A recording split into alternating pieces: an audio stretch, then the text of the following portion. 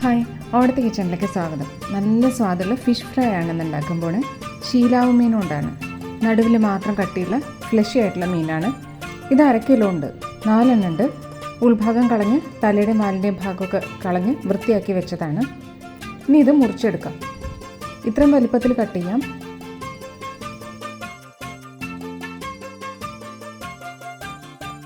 അപ്പോൾ മീൻ മുഴുവൻ പീസസ് ആക്കി സൈഡിലൊക്കെ മസാല നല്ലോണം പിടിക്കും, ഫ്ലഷി ആയിട്ടുള്ളതായതുകൊണ്ട്. ഇനി മസാല ഉണ്ടാക്കാം.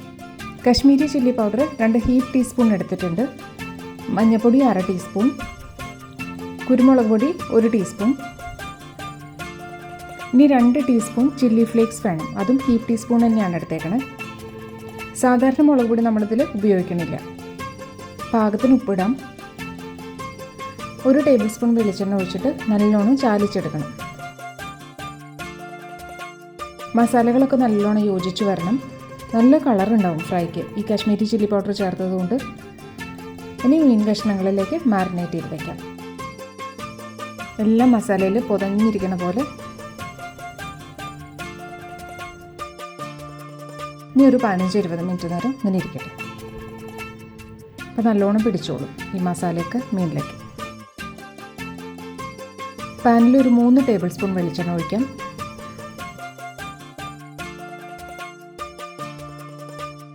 എണ്ണ ചൂടായി പീസസ് നിരത്തിയിട്ടിടാം.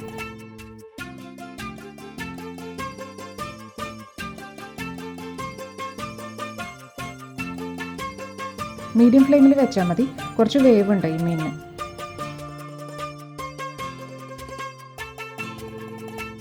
ഒന്ന് അടച്ചു വയ്ക്കാം. ആവിയിൽ വേഗം വെന്തോളും. തുറന്നിട്ട് ഒന്ന് തിരിച്ചിടാം. ഒരു സൈഡ് ആയിട്ടുണ്ട്. ഇനി മറ്റേ സൈഡും കൂടി. പൊടിഞ്ഞു പോവാണ്ട് പതുക്കെ തിരിച്ചിടാം. നടുവിലേക്ക് നീക്കി വയ്ക്കാം. അപ്പോൾ വേഗം വെന്തോളും.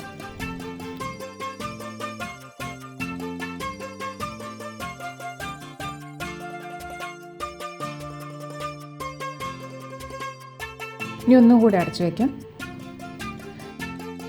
ഇപ്പോൾ ആയിട്ടുണ്ട്. ഓരോന്നോരോന്നായിട്ട് എടുക്കാം.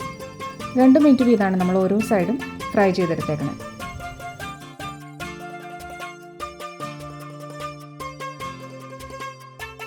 അടുത്ത ട്രിപ്പ് ഇതുപോലെ ഫ്രൈ ചെയ്തെടുക്കാം.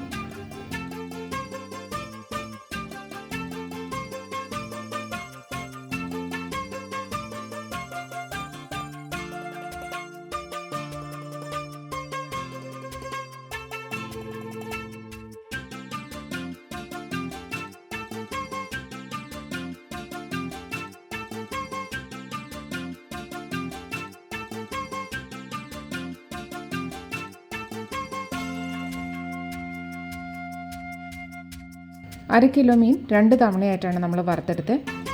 മീൻ കഷ്ണങ്ങളിൽ മസാലയൊക്കെ പുരട്ടിയിട്ട് നേരത്തെ തന്നെ ഫ്രിഡ്ജിൽ വെച്ചാൽ കഴിക്കാൻ നേരത്തെടുത്ത് നമുക്ക് വറുക്കാം. ഇനിയാണ് ഈ ഫ്രൈയിലേക്ക് ശരിക്കും ടേസ്റ്റ് കൂട്ടുന്ന കാര്യം ചേർക്കാൻ പോണേ. 1 കപ്പ് ഉള്ളി ആ വറുത്തെടുത്ത എണ്ണയിൽ തന്നെ ഇടാം.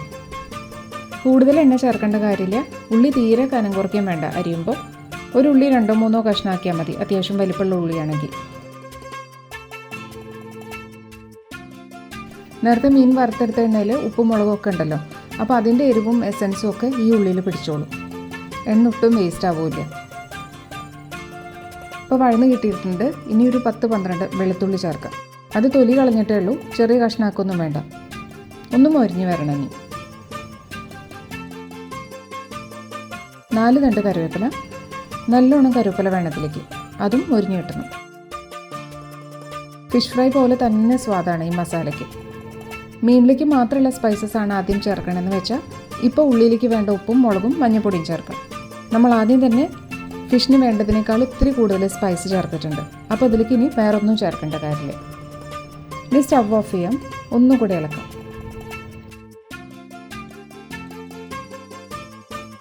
എല്ലാം പാകത്തിന് റോസ്റ്റ് ആയിട്ടുണ്ട്. ഇനി മാറ്റാം.